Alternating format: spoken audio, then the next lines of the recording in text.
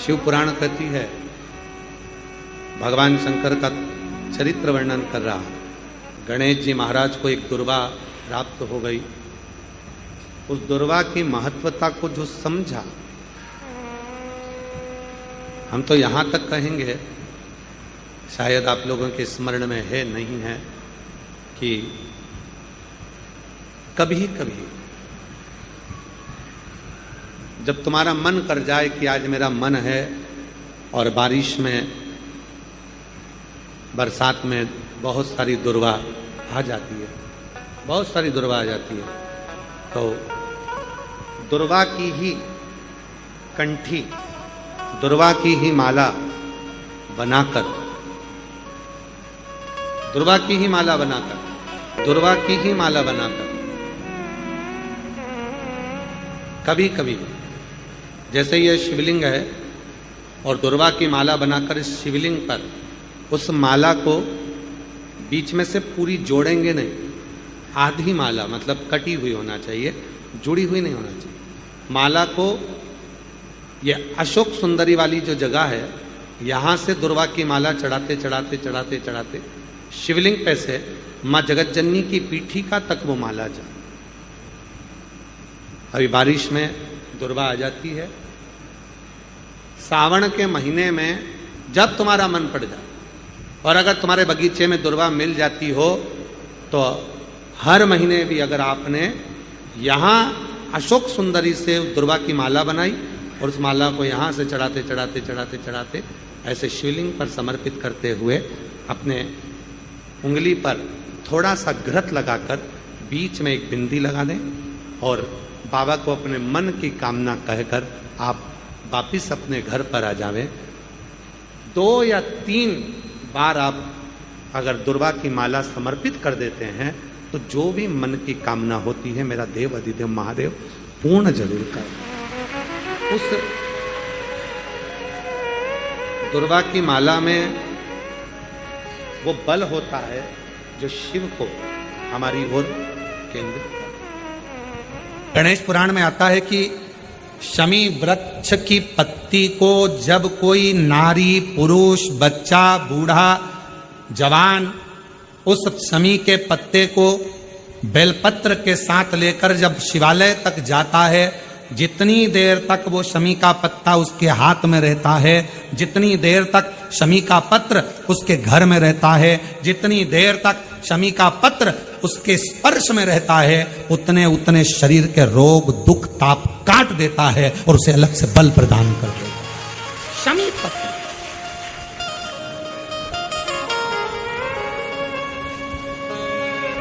जब व्यक्ति का विल पावर डाउन होता है ना, उसको लगता है ये होगा कि नहीं होगा, होगा कि नहीं होगा, उसको 5 मिनट शमी वृक्ष के नीचे चले जाना चाहिए, 5 मिनट, इससे ज्यादा नहीं, या शमी की पत्ती को रख लेना चाहिए। पहले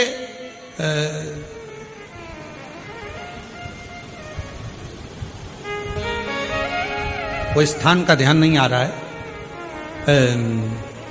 स्मरण में, पहले एक नियम चलता था, आप लोगों के जिंदगी में भी, आपका भी बुढ़ापा आया होगा, आप भी युवान अवस्था में आए होंगे, कभी तो स्कूल गए होंगे, कभी तो पढ़ने गए होंगे।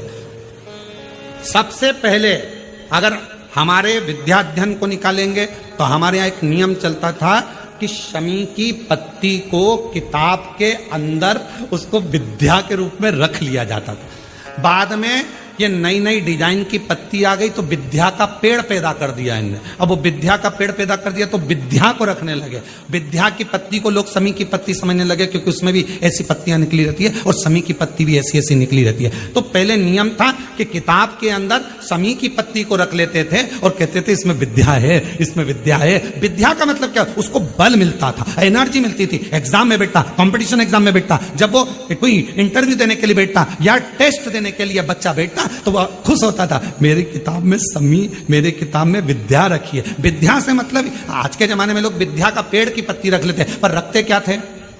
जम के बोलो, शमी की पत्ती रखी क्या जाती थी? शमी की पत्ती। और वो शमी की पत्ती क्या देती थी? उस बच्चे को बल देती थी, एनर्जी देती थी। डामाडोल नहीं होगा, टेंशन मत लेना, विल पावर कमजोर नहीं होगा। पत्ती रखी है शमी की, उसके नजदीक में है, शमी बल देती है।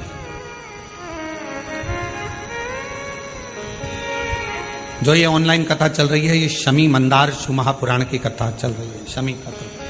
और बहुत सावधानी से इसका स्मरण करिएगा कि एक शमी के वृक्ष की पत्ती कितना बल देती, कितना बल।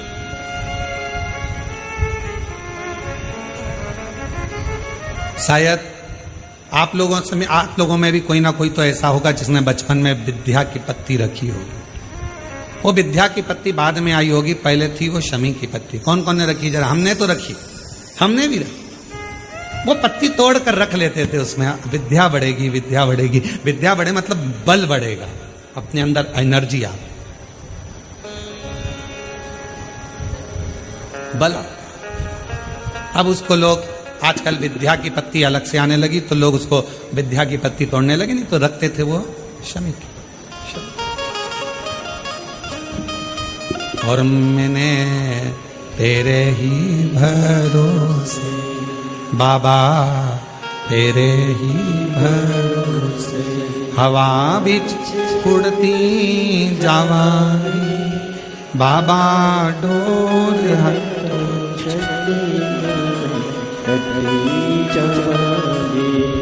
भोले मैं तेरी शंभू, मैं तेरी हवा बिच उड़ती जावांगी बाबा, डोर हटो छठी में कटी जावांगी। जैसे शिव का द्वार बेलपत्र, यहाँ शास्त्र कहता है आंवले का वृक्ष, शमी का वृक्ष, पीपल का वृक्ष, बट वृक्ष, ये हमको बल देता है। बल।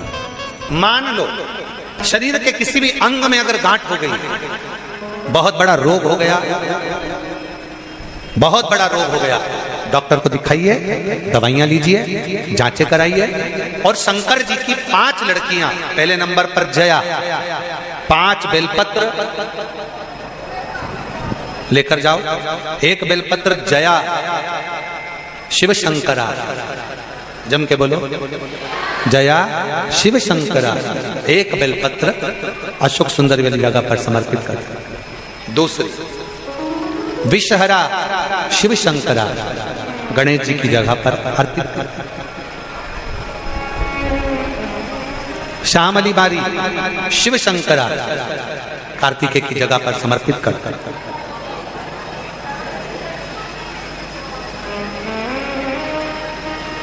दो तली शिव शंकरा, जगत जननी जगदम्बा का जो हस्त कमल है पीठी का, उस पर समर्पित कर। और देव, जम के बोलो, देव शिव शंकरा कहकर शिवलिंग पर समर्पित कर। 5 बेलपत्र लोटा भरकर जल लेकर गए हो, 5 स्थान पर धीरे धीरे समर्पित करें। और आपके शरीर में जो रोग है, बीमारी है, उसका स्मरण कराते हुए बाबा को जल चढ़ाते हुए, जल का थोड़ा सा भाग 5 बेलपत्र में से कोई सी भी 1 बेलपत्र वो लेकर, आप पहले दिन गए हो, तुम्हें याद रहना चाहिए कि आज मैंने कौन सी बेलपत्र ली है। गणेश जी के स्थान की बेलपत्र ले लो, दूसरे दिन अशोक सुंदरी की बेलपत्र ले लो, तीसरे दिन कार्तिकेय की बेलपत्र ले लो, चौथे दिन पार्वती के हस्त कमल की बेलपत्र ले लो, और 5वें दिन शिव के शिवलिंग की बेलपत्र ले लो। ऐसा क्रम बना लो। 5 दिन 5 बेलपत्र चढ़ाना है और 1-1 बेलपत्र लेकर आना है। सुबह खाली पेट उस बेलपत्र को खाइए और थोड़ा सा जलपान कर बाबा का जो जल है उसका आचमन करो, शिव जी से विनय करो। 5 दिन के बाद में फिर वापिस जांच करवाइए, धीरे धीरे शरीर में जो रोग है वो समाप्त की ओर जाए। जो डॉक्टर दवाई दे वो दवाई खाओ, जो डॉक्टर जांच का बोले जांच कराओ। डॉक्टर शंकर का एक रूप है, जैसा डॉक्टर बोले वैसा करो, पर साथ में शंकर के प्रति एक विश्वास रखकर उसकी दृढ़ता भी धारण करो, शिव के एक समर्पण करो। मन की एक आनंदता को प्रकट करने वाला सुयशा भगवान देवाधिदेव महादेव की भक्ति में लगती है और नंदीश्वर को भगवान शंकर के शिवालय में, शंकर भगवान के मंदिर में स्थापित करवा देती है। वो धर्मपत्नी सुयश, धर्मपत्नी सुयश। आप में से कितने लोग हैं जो घर में से जल लेकर जाते हैं शंकर भगवान को चढ़ाने? सभी लोग ले जाते हो? जब घर के मटके में से, परिंडे में से, बाल्टी में से, टंकी में से घर के हंडे में से जब एक लोटा जल लेकर जाते हो ना, उस समय पर आपके मन में ये भाव प्रकट होना चाहिए कि हमारे घर में हम देव अधिदेव महादेव को जल चढ़ाने के लिए जा रहे हैं। हे शिव शंकर, अगर घर में पितृदोष है, कालसर्प दोष है, वास्तु दोष है, या मेरे घर के अंदर कोई भी दोष है, एक लोटा जल जब मैं आप पर समर्पित करूं तो मेरे देवाधिदेव महादेव हमारे घर के सारे रोग, दोष, बीमारी, कष्ट को दूर कर देना और तेरे चरणारविंद का जल देकर हमारे घर को पवित्र कर दे। तेरे चरणों का जल हमको प्राप्त हो जाए, जिससे हमारा जीवन सार्थक हो जाए। घर से जल लेकर जाओ तो ये कहकर जाओ कि हमारे कुछ दोष होंगे पूर्व के, कुछ पाप कर्म होंगे पूर्व के, वो तेरे दरवाजे पर जल चढ़ाने से मिट जाएंगे। जब वहां से आओ तो थोड़ा सा जल लाते हो साथ में, थोड़ा सा जल कलश में 2 बूंद 4 बूंद जो भी तुम लेकर आते हो वो लाकर घर में छींटते हुए प्रवेश करो। क्यों? क्योंकि हमारे घर का कोई दोष होगा, बाबा को जल चढ़ाने से वो मिट जाएगा और बाबा के चरणारविंद का जल लाकर घर में छींटने से लक्ष्मी और वैभव बढ़ जाएगा। ये उसकी कृपा से, ये उसकी दया से, ये उसकी करुणा से। महाराज, श्रावण का महीना चल रहा है। सावन के महीने में कार्तिकेय महाराज की धर्म पत्नी देवसेना और वल्ली देवी, कौन कौन है? जम के बोलो जरा। देवसेना और वल्ली।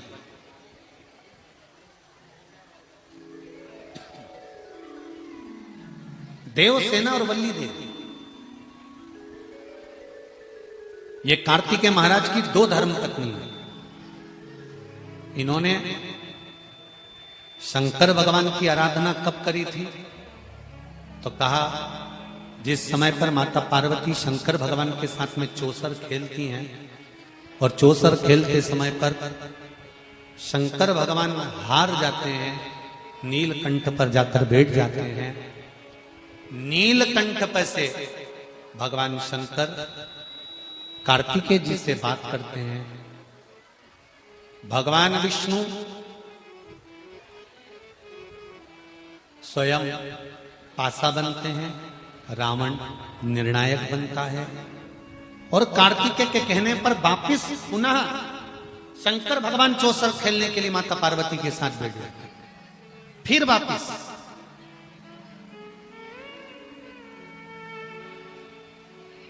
और शंकर भगवान जब माता पार्वती के साथ चौसर खेलने वापिस बैठते हैं, पुनः विराजमान जब हो जाते हैं, फिर बैठ जाते हैं। तब पार्वती मैया जब हारती हैं तो पार्वती जी के मन को यह लगता है कि हारने का कारण क्या है। एक शमी का पुष्प और एक जल में मिला हुआ दूध, जल में मिला हुआ दूध और एक शमी का पुष्प। थोड़ा ध्यान देना कथा की ओर, बहुत भाव से श्रवण करिएगा। एक जल में मिला हुआ दूध और एक शमी का पुष्प, ये दोनों महामृत्युंजय के जप के लिए, महामृत्युंजय अनुष्ठान के लिए, महामृत्युंजय मंत्र के लिए बड़े प्रबलता का कार्य करते, बड़े प्रबलता। ध्यान दीजिएगा, जब आपको लगे कि आपके परिवार में अगर कोई दुखी है, किसी को बहुत कष्ट आ गया, कोई बहुत ज्यादा कर्जे में लदालुम हो गया और उसने विचार करा कि मैं तो मर जाऊं तो अच्छा है या मैं सुसाइड कर लूं तो अच्छा है, अब उनसे निवेदन रहेगा कि मरना मना नहीं, पर थोड़ा प्लान लेट बनाओ मरने का। हम ये नहीं कर रहे कि तुम मत मरो, पर थोड़ा प्लान लेट करो। आज मरने का विचार करा है तो थोड़ा सा 15 दिन रुक जाओ, फिर विचार करना 15 दिन बाद, 20 दिन बाद कि मरूं कि नहीं मरूं। पर एक कार्य जरूर कर कर देखना, रुद्राक्ष की माला से महामृत्युंजय मंत्र का जाप शंकर जी के मंदिर के सम्मुख में नंदीश्वर के पास में बैठकर शिव के सम्मुख को देखते हुए, शंकर के शिवलिंग को देखते हुए, शमी के पुष्प को अपने सामने रखकर एक बार महामृत्युंजय मंत्र का 108 बार जाप कर कर शमी का पुष्प उस पात्र में से, कटोरी में से उठाकर जाप पूरा होने के बाद शंकर को समर्पित करो और शंकर को समर्पित कर कर फिर विचार करना, 15 दिन 20 दिन 1 महीना रुकना कि तुम्हें बाबा ने जो तुमने मांगा वो तुम्हें दिया कि नहीं दिया। उसके बाद विचार करना कि जाऊं कि ना। मरो मरो सब कोई कहे, मर के देखे कोई, मरो तो ऐसा मरो कि फिर संसार सागर में जन्म ना होई। बार बार मरोगे फिर जन्मोगे, फिर मरोगे फिर जन्मोगे, फिर मरोगे फिर जन्मोगे। ऐसा मरण और जन्म से पीछा कैसे छूट जाए, उसका क्रम धारण करना है। आ गया टेंशन। ऐसा कोई संसार में नहीं जन्मा जिसके मस्तक पर टेंशन नहीं आया, कोई चिंता नहीं आई, कोई चिंता सम्मुख में नहीं पहुंची। ऐसा कोई जन्मा ही नहीं।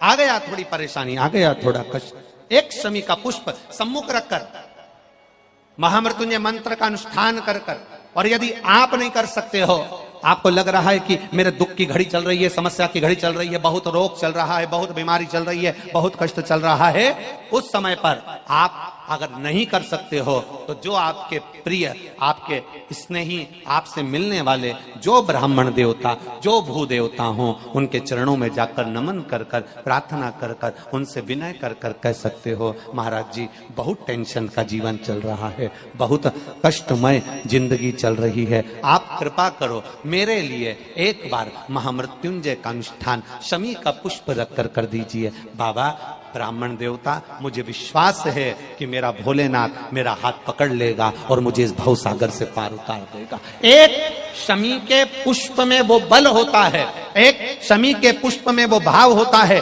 एक शमी के पुष्प में वो आनंद होता है कि महामृत्युंजय के अनुष्ठान का, महामृत्युंजय मंत्र के बल का एक आनंद सुख हमें तुरंत प्रदान कर दे, तुरंत दे। जैसे बेलपत्री के मध्य भाग, बड़ा ध्यान दीजिएगा, ये बेलपत्र है और इस बेलपत्र के 2 पत्ती और ये 3 पत्ती का जहां पर मिलन हुआ है, फिर अच्छे से देख लीजिए, बेलपत्र की 2 पत्तियां, ये 3 पत्तियों का जहां बीच में मिलन हुआ है, उस 3 पत्ती के मिलन की जगह पर, केवल मिलन वाले स्थान पर चंदन लगाकर अगर हम 108 बार महामृत्युंजय मंत्र का स्मरण कर कर देवाधिदेव महादेव को समर्पित करते हैं तो मनवांछित फल की कामना हमारी तुरंत पूर्ण हो जाती है। वो महामृत्युंजय मंत्र